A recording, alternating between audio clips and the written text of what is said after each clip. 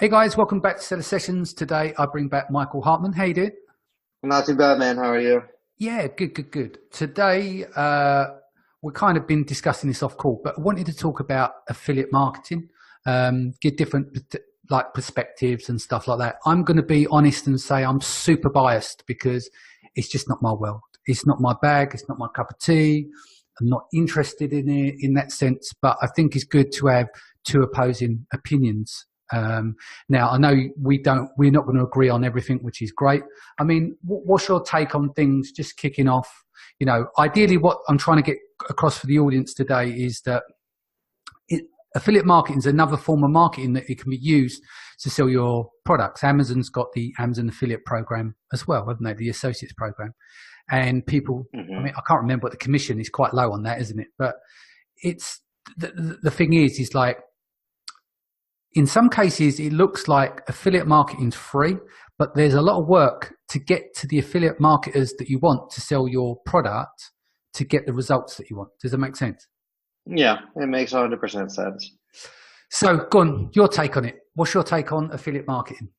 I think it's a double-edged sword. There's good side and there's bad sides to it. So I think for Amazon product launches, if you get connected with the right affiliate marketing or service, you can rank very fast on Amazon. I've seen units move 5 to 10,000 units in one day on one SKU through an affiliate link on some content creation sites. Yeah.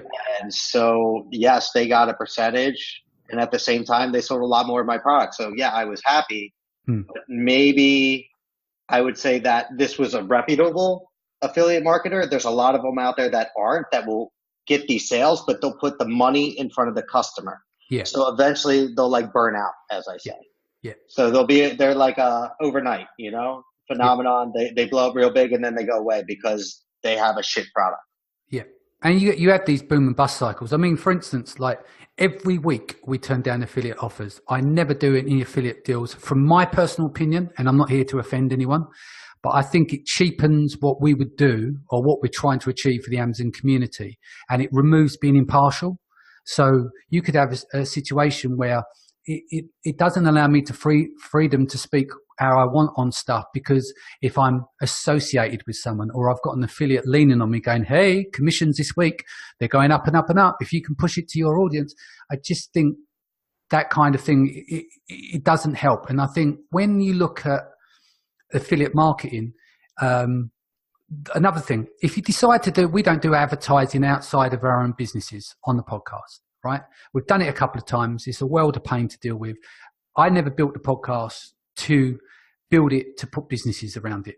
Organically, this stuff has come along, but equally it can be a lot of work for not a lot of return to dealing with advertisers on the show. But for me, it's like the content is king and queen, right? I put content first above everything else, And so my goal with the podcast has always been about how can we put good quality information in front of Amazon sellers that's in reach of everyone outside of the big, like masterminds and paid courses and stuff. I mean, to be honest, a lot of our stuff ends up in paid courses anyway. And I'm lucky to get guests on like yourself are not from a scarcity mindset or not just trying to plug these free things and then sell a course. They actually give away real information to the end user, Yeah, so for me, I've been lucky enough to get a lot of information from different friends, and I always believed in giving back to keep it. Yeah. On the services side of things, there's been a number of times that I have plugged different softwares that I'm using. I don't have an affiliate with them. Yeah. Anytime I'm recommending software, I don't do affiliate because I think it would taint my opinion and I couldn't be 100% honest. Yeah. Right? Mm-hmm. So, but when I'm trying to sell my products, will I use affiliate marketers or different affiliate marketing schemes? Yes, because it's just another way to rank and for me to make more money. Yeah. So like I said, it's kind of like a double-edged sword. Yeah, exactly. But what you're doing is you're finding what works for you. You're operating on two ends of the scale, right? So what you're saying here is that I don't do them myself, but I would employ affiliates. Yeah? Yeah. Because you're playing two roles here. Like you say that you're speaking at events and stuff like that.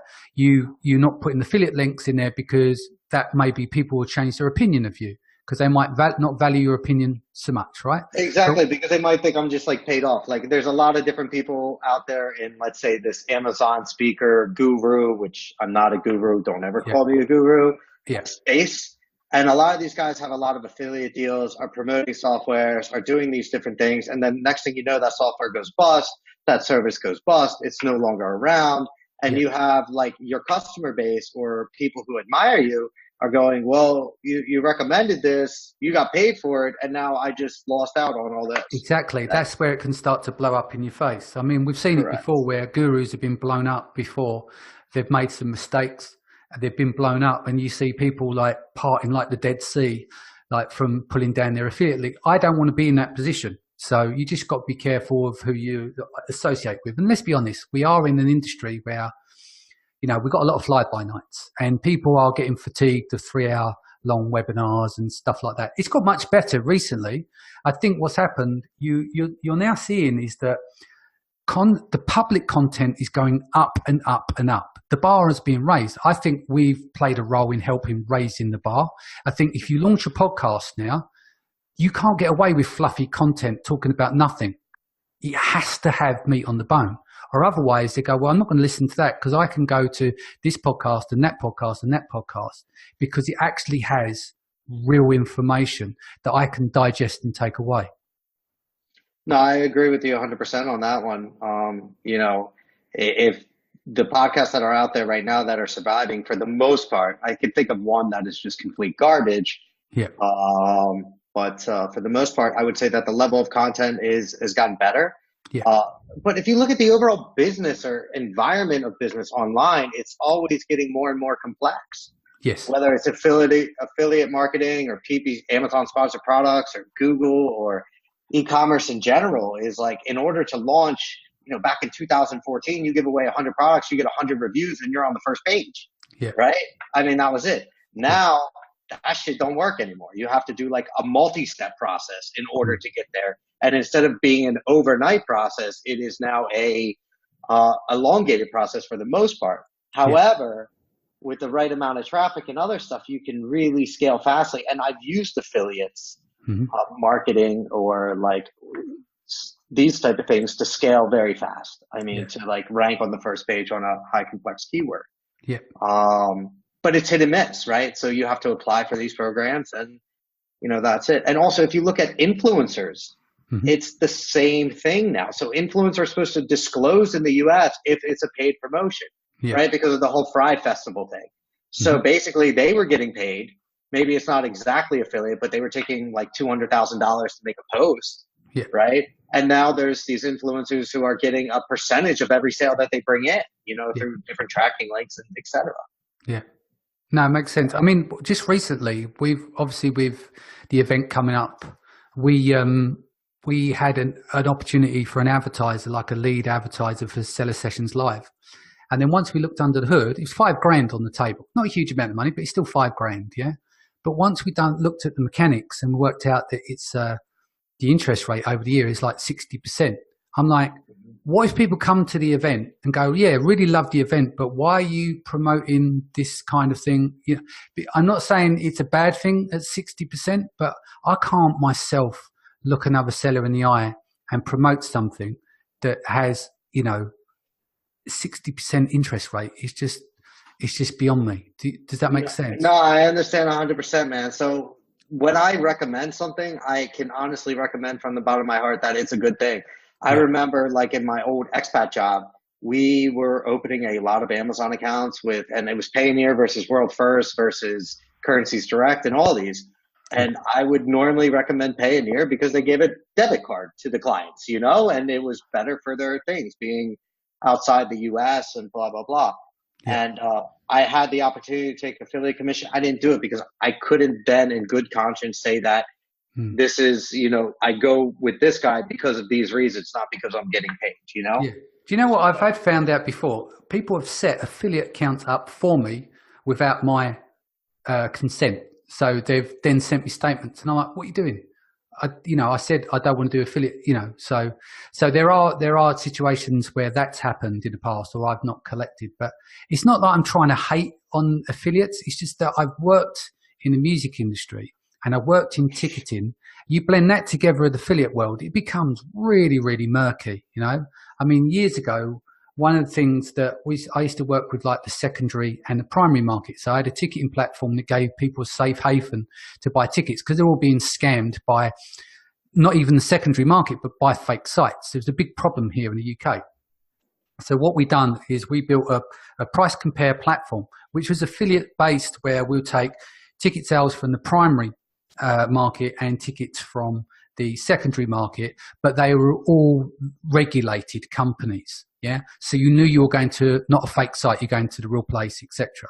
So that was our model there, but it was trying to bring something together. But what would happen is that you deal with these primary and secondary market people with the affiliate link, and they're always on you. And because we had editorial on our site, we had a good quality editorial team. They used to be trying to write content to give to you to promote, and they were always on your back. They're always riding you to do this, and I will give you more commission. And what happens there, it starts to blur the edges, and you start to think, well, hold on, what we're trying to do? Do you want the credibility of your editorial, and do you want to be known for doing that? Or do you want to take the short cash off the table? Because I'm often accused of, leaving money on the table. Maybe I do, but I'm happy to do that because I look at the long term, not the short term of everything, I would have to agree with you 100%. If you want to go for the short term, go with the affiliate. It's never, in my opinion, good for long-term products, long-term anything. There's a lot of affiliate marketing in travel industry, health industry, these type of things, and financial. But they're short-lived for the most part. Yeah. I mean, this is what I've noticed. They're short-lived. Well, it's like that 80-20 rule, but with affiliates, it's like 95-5. It's very, very tough to be consistent as affiliate. I've seen them normally that people have a good run for 6 months. And the thing is, the super affiliates, the people that I've actually met face to face, to be honest with you, I had to count my fingers after I shook their hands because they were pretty grimy. It's like it's hard to explain. It's like I've never met like a super successful affiliate that's really nice, ethical person. Does that make sense? They're normally sitting on the other side. It doesn't work that way. So I have some friends who are some really good affiliate marketers. Yeah, I mean, they're really nice people, mm-hmm. but they're super unethical when it comes to, like, let's say, advertising practices or business practices. Yeah. But I mean, if it makes them happy, I'm not. Exactly. That's what I mean. For some people, like, money is their God, right? That's their goal in life. And that's where they think, right, if we can get to this stage and earn all of this money, that's all that matters. And that's what will make them happy or make them feel whole. That's, money's never been a driver for me. Like, I'm a big believer, as cheesy as it sounds, is like, I think it was a Steve Jobs quote, and I'm going to sound really cheesy. And what he said is, if you make meaning, you will make money. And I'm a big believer in that. So it's like when you're dealing with customers, you're building the product, you're building the service, you're building the business. Focus on what you can do really well, make that whole, and then from there, the money follows. But it won't always be the quick money. I'll guarantee you that. Absolutely. So let's talk about how this can happen if you're a seller and you want the affiliates to represent your business. What are the key things they need to put in place? Like, obviously, there needs to be a robust reporting system. Another thing I never mentioned earlier about reporting is being an affiliate on the receiving end, and you're dealing with people that are all ramming down your throat about the commission. You've got to take on face value that the commission that they're paying you is correct. There's no real way of checking it out. Does that make sense? So when they send you that report, there is, but you'd have to go back to your customers that will then ask you, did you pay this? And I mean, that's kind of sketchy. And that's the sketchy world. It's like if the affiliate, like the affiliate manager or vendor or happiness guy or whatever they call themselves, if they're going to be serving you like the affiliate links and everything else, and they're paying out to you and they're always riding you and you should be doing this and doing that, that's when you've got to make a judge of character. It's like, am I being paid right? That's the other side of it. But let's talk about, the success you've had working with affiliates. Let's talk about if someone listening to the podcast now wants to try out and use affiliates, where they're going to find them, what type of things need to be put in place. What did you do to get yours going? Dumb luck. I was reached out to by some big media producer. Yeah. Gizmodo and I got my things on Dealsmodo. Yeah. But they take an affiliate commission from Amazon. So it doesn't really affect me. Yeah. But if you can move 3,000 to 5,000 units in one day, I mean, like a deal of the day, and it's completely worth it. Yeah. However, let's say I then applied for like 20 more and none of them got approved.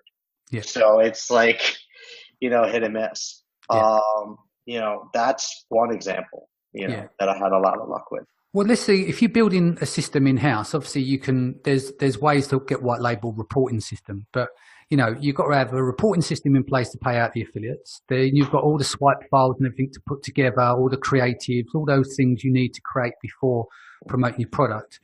Then you have to put in place a good commission structure to make it interesting for people. If that's the world where the pound note is their god, then they're going to go based on the commission. And is there, the reason why softwares can be attractive to people is when they put in the long tail and the long-term value of the customer, where that you get paid out over a series of time, where as long as that customer's with the software. Or another one is that I get it all the time, currency companies. They're always reaching out to me to try and do affiliate deals, always tickling from all different directions, always got them on the phone.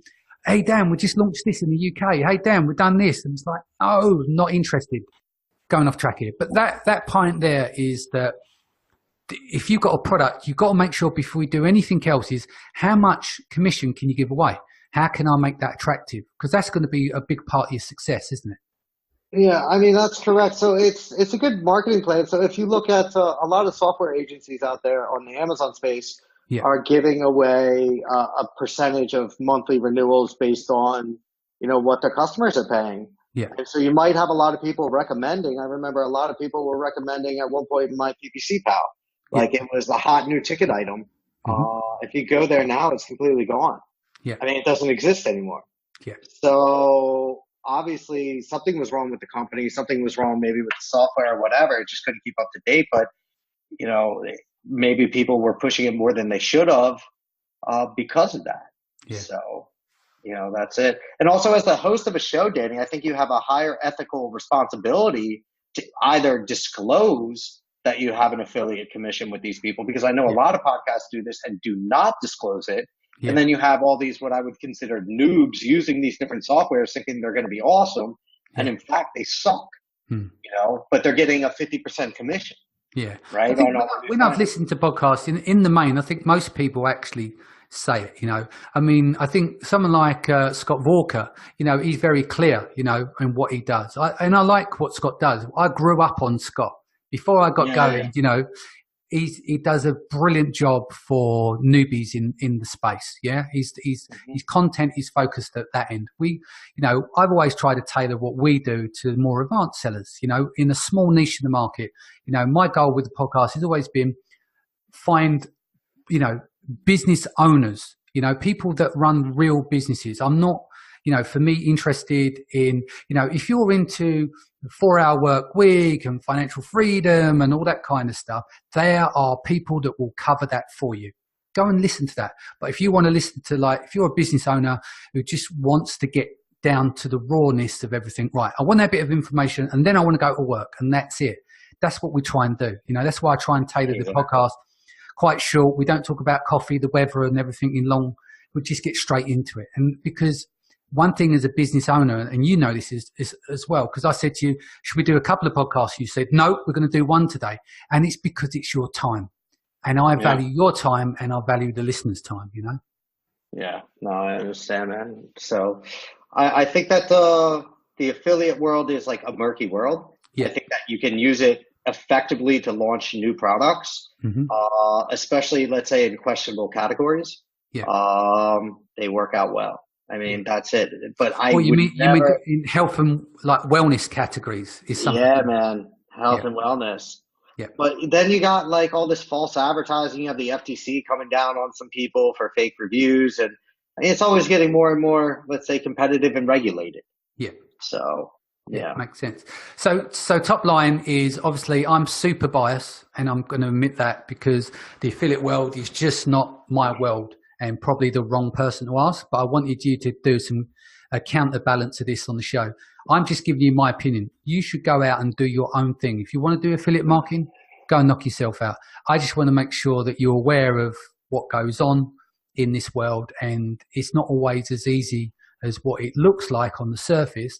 And you've got to look at is that one of the most difficult attributes, if you want to get people to work your own product, is where do you find the affiliate that is suitable, that fits your product and fits its needs, you know, and is not going to burn bridges with your customer.